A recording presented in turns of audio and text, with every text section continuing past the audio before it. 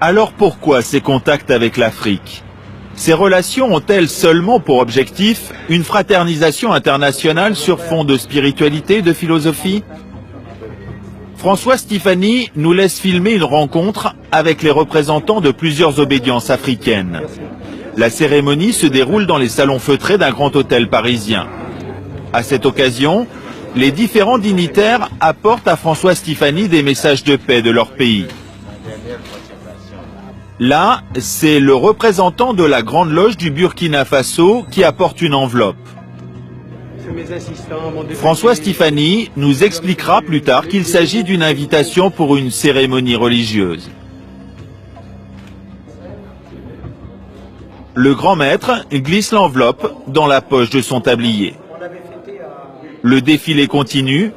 Le frère qui se présente maintenant n'est pas n'importe qui. Nous recevons le très respectable frère Jean-Dominique Okemba, représentant du grand maître de la Grande Loge du Congo. Jean-Dominique Okemba est le bras droit du président du Congo-Brazzaville, Denis Sassou Nguesso. Il apporte un message de son président qui est aussi le grand maître de la Grande Loge du Congo. François Stéphanie est content d'insister sur l'amitié qui le lie à l'Afrique. C'est une missive, donc, comme on voit le très respectable grand maître Denis Sassou Nguesso, qui est par ailleurs donc président de la République du Congo-Brazzaville, et qui vous donne la nature des préoccupations que l'on partage avec nos frères africains, dont vous avez pu voir que la chaleur n'est pas feinte et que nos relations n'ont rien d'ambigu.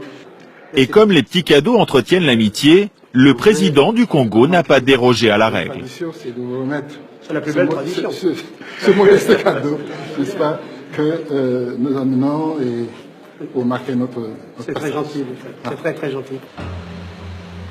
Il y a quelques années, la Grande Loge nationale française a carrément loué le palais des festivals à Cannes pour une montée des marches inédite. En guest star, des présidents africains francs-maçons.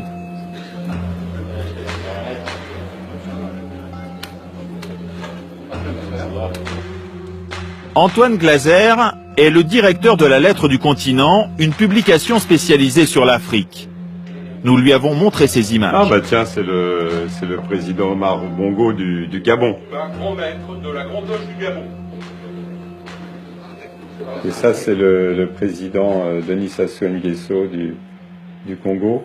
Ici, c'est Jean-Dominique Okemba, qui est, on l'appelle un peu le vice-président et qui est le patron des services secrets du Congo.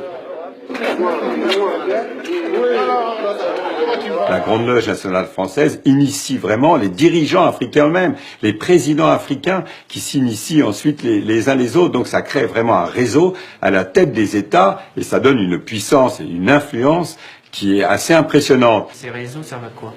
C'est en fait, tu me protèges, je te protège.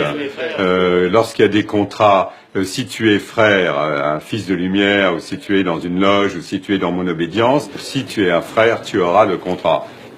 Mais à la Grande Loge nationale française, on réfute cette réputation d'affairisme qui colle à l'obédience. On m'a invité à l'Élysée, j'ai dit ça.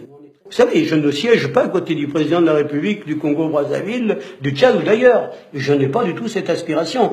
On n'a pas cette vision colonialiste. C'est terminé. Je veux dire. Mais quel que soit le leadership, nous devons au contraire les aider à devenir eux-mêmes. À chaque fois, il faut les aider à devenir eux-mêmes. On considère aujourd'hui que la franc-maçonnerie compte 4 millions de membres dans le monde, toutes obédiences confondues. Sa force, le culte du secret et son réseau d'influence. Cette puissance est d'autant plus grande qu'elle est occulte. Comment peut-on la mesurer? Puisque vous ne savez pas quand vous parlez à qui vous parlez.